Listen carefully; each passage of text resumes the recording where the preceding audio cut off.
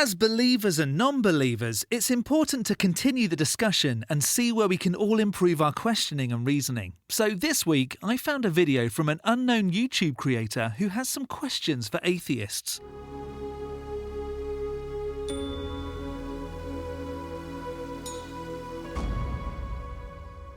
Hello, I'm TheSkepTick. I watch videos on YouTube that make extraordinary claims, whether that's flat earth or strange conspiracies, but mostly the claim that a god is real, and then explain why I can't accept their position.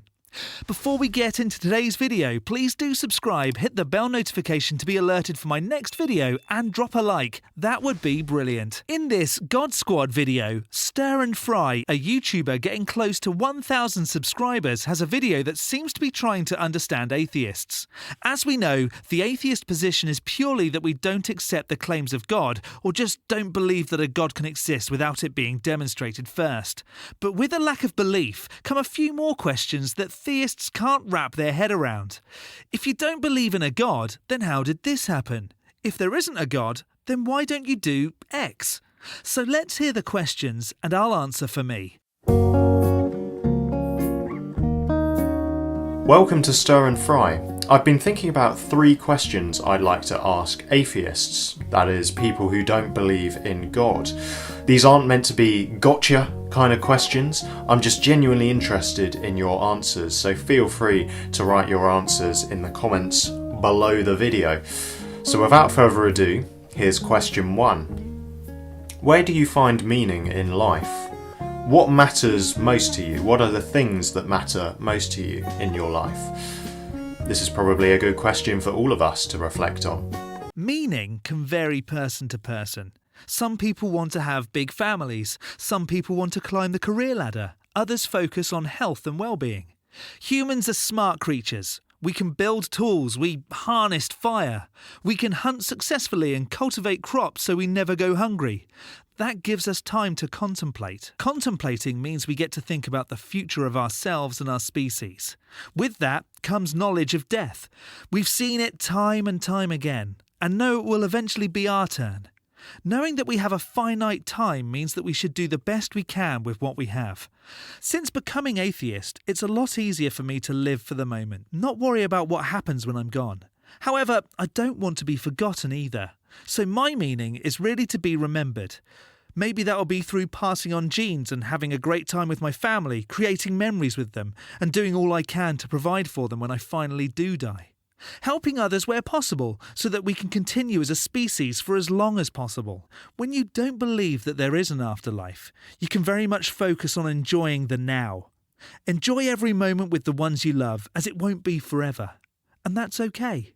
Constantly worrying about what will happen after you finish your piece of chocolate cake will mean you won't enjoy eating your chocolate cake. And what will happen when I die? The people that love me will miss me, and they will remember me.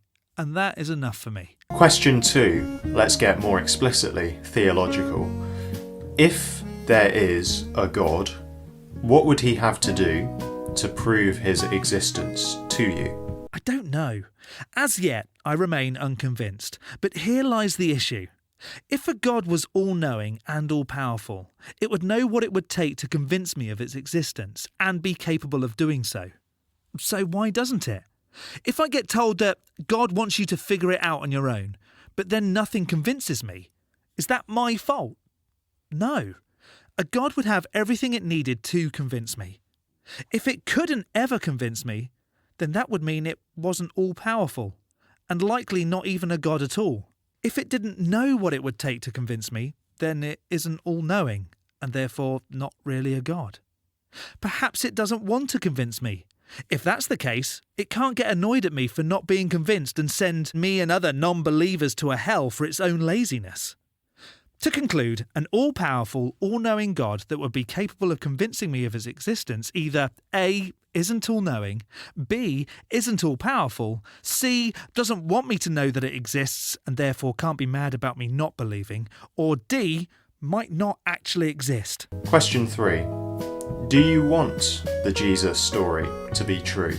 You may know the Jesus story already, you may think you know the Jesus story already, but in essence, Jesus shows us that God demonstrates who he is most clearly, nailed to a piece of wood, bleeding and praying for his enemies, laying down his life for us in order to be with us forever, because he is love.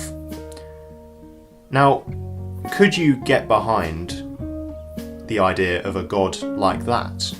Would you want to believe in a God like that? I don't have a preference on whether the story should be true or not. It doesn't affect me.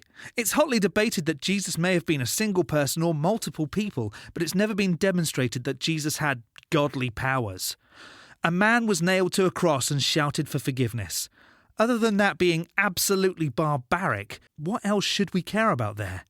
Yes, people were tortured way back then, and it's absolutely horrific, but in no way does it demonstrate that there is a God. If it was true, okay. If it's not, that's okay too. I'm not bothered either way. I am glad, however, that folks no longer get nailed to pieces of wood. Well, those are my 3 questions. Thank you very much for watching. I look forward to reading your answers. Goodbye. Short but sweet. But like I said earlier, it's important to get all points of view with things like this, and it seems as though Thomas is a nice fellow that likes to ask questions. How would you have answered these questions? Let me know in the section below. For now though, questions answered by me, TheSkepTick. I'll take this moment to let you know I have a TikTok with videos on a similar theme, albeit much shorter than YouTube videos, so feel free to check me out there. The username is TheSkepTick. Don't forget to hit the like button and subscribe if you haven't already. From me, TheSkepTick, stay safe, keep thinking logically and ask questions. Skepticism is the first step towards truth. I'll see you next Saturday.